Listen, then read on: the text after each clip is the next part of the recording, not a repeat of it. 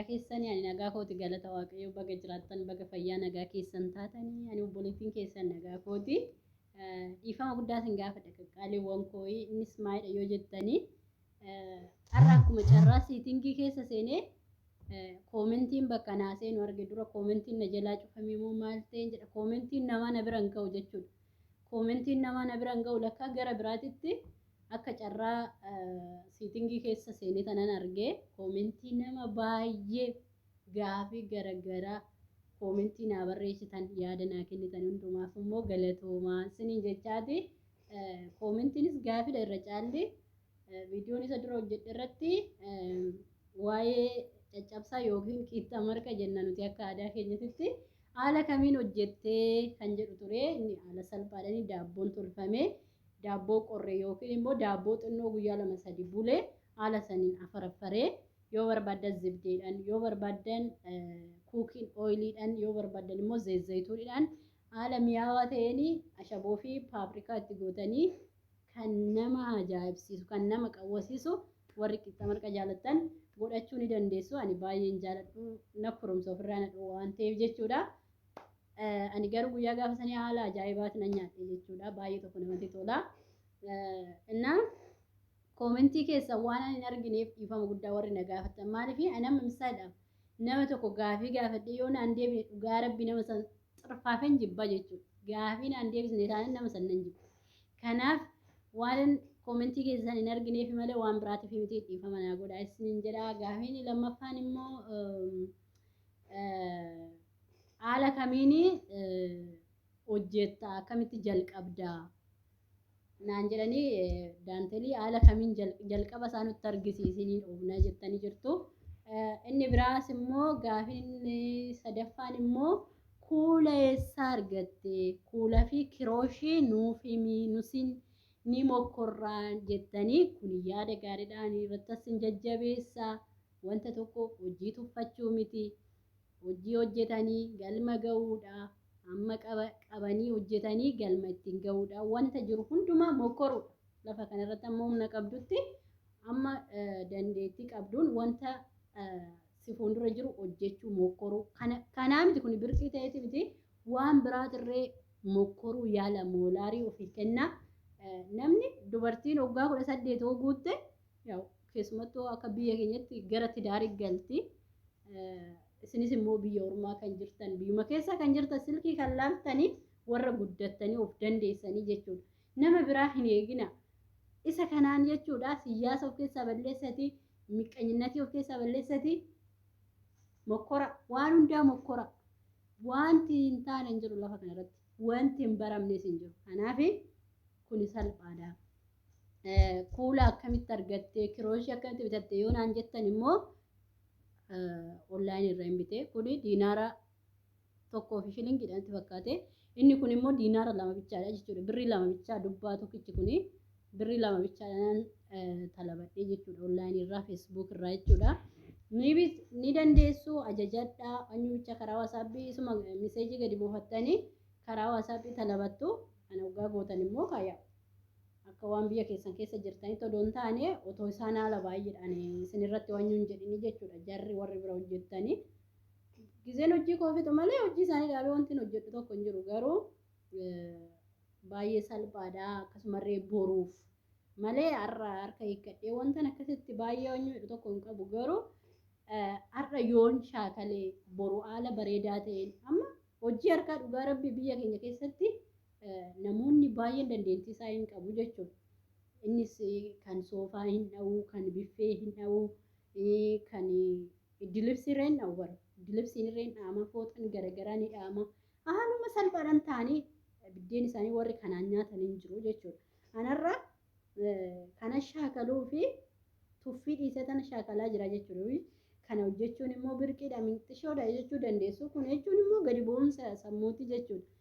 Wanti hundumtuu geeshoo nagaduun birqiidha. Birri haa fidu malee jechuudha. Kanaaf hojiin hin tuffatamu akkatti jalqabamu baay'ee salphaadha. Obboleettiin koo tokko immoo abbaa gadaa naadhayi jettee abbaa gadaa dhugaa rabbii footoo isaan dhabe malee kanan irratti harka hiikkadhee yoo abbaa gadaati jechuudha. Kan masoobii dhaabbii jechuudha. isarrattan harka kootuu hiikkadhee laman isiniin jedheen jira. Tokko manattan dhaadhee tokko immoo qarshiidhaan gurguradhee jechuudha. Kuula hoggaa san birrii 350 qofan biti. Kirriin hoggaa san rakasaa 25 natti fakkaate dubbaa tuqanyuu tokkichi jechuudha. Tubbaa tokkichi akkasii inni akkanaa kuni birrii 25 ture hoggaa sanitti 300 qofa na fixate amma soobii jedhee kan dhaabii ani irboo xiqqeetti jedhee akka tokkotti 300 bitee meeqattan gurguradhee 1,200 gurguradhee. Yaa faamilii yookiin immoo firattan gurguradhee malee haala ajaa'ibaatiin qannasee gurguree jechuudha. Warri 1,500tti gurguratan ni jiru jechuudha. Kanaaf hojiin hin tuffatamu. Kanaaf maani shaakalii dhafan bite maafani gizeenani hojii koo fixe gara deemee yeroo koo gubaa bareetan boru haala adda ta'een hojii koo yoon taasifadhe maa biyya ormaa keessatti karee ta'urra jechuudha. Biyya ormaa keessatti shintibeetii namaa dhiquurra doolaara ishii jireenya namarraa hin jijjiirre taane taa'ee ija keessa eegurra mana koo keessa taa'ee kan du'e du'aa koo awwaallachaa kan gammadu gammachuusaa hirmaachaa yoonan kana hojjetadhe anaaf bu'a. Galgala mana koo keessa akkanatti buna koo dhugaa yoonan kana hojjetadhe kun sheemiin qabu jechuudha. Wanti sheemii qabu hin hatinaa, hin soobinaa, hin moorinaa, namatti hin naafinaa, hin miqqaninaa malee hojiin si koorsa yoomuu taananii jechuudha. Kanaaf amma isinittan argisiisa jechuudha. Akkamitti akka eegalamu haala kanaan martu jechuudhaan amma kuula gurraacha kanaan eegalama abbaan gadaa jechuudha. Hoggaa eegalamu mataasaa amma gadi bu'ee akkatti zirgit jedhutti kuula gurraachaan eegalama jechuudha. Isaan booda adii, isaan booda immoo diimaa itti godhama jechuudha. Kanaaf diimaan dhumarrasaa adiin dichuu keessa argitanii nama jalaa bada wanni hundumtuu nama jalaa badaa jechuudha. Kanaaf ani irrattan harka sirriitti kadhaafanan bitee hojjechaa jira malee natti tolee tasnaan jiru jechuudha. Boru haala kanaan erga martanii booda haala kana erga marame booda baay'ee salphaadha jechuudha. Mataasaa yookiin immoo jalqabasaa jalqabuudhaaf jechuudha. Baay'ee salphaadha. Anumtuu fixnatiin qabu garuu akkasiin hin jedhe fixnatii warri laal kirooshiin amma mul'annetti dha'uuni jira jechuudha. Dhugaa rabbii. Kirooshiin akka mul'annetti fixnatiidha warri dha'uuni jira akkasittan baraafan biteenis isiniin jedha.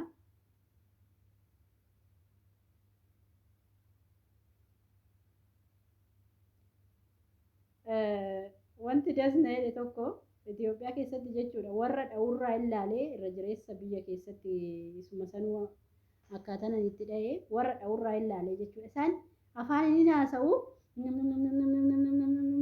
kirooshiin mul'atu dhugaa rabbi akkatti akka isaan nan taasisa afaan inni haasa'u yookiin ta'a yookiin immoo nama biraatti haasa'u ta'a. Namicha haadha usanis nan laala kirrii yookiin immoo nan laala jechuudha akkaataa isaan itti keessaa baafatanii. Sin gargaara wanti hundumtuu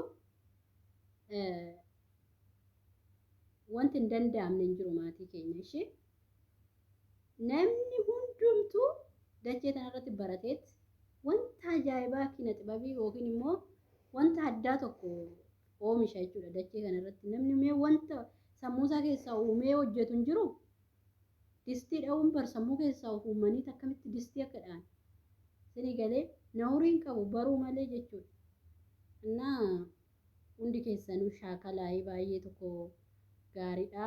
Manuma keessanuu yoo geexxattanu dhugaa shamarran keenya waaw kaan isaan immoo waaw jedhu bakka ni barbaannaa jedhu. Shamarran keenya mana bareeddi dhugaa shamarran keenya. Ani shamarran Oromoo ittiin akkoora dhugaa. Mana keessa bareeddi shamarran Oromoo bakka mana ishii babbareechuudhaaf. Beesma maalifi xidaatiin mana keessaa kaawwan ta'eef. Innaa warri nu dhayii jettanirree isiniifannaa giddiin qabaatinaa isiniifannaa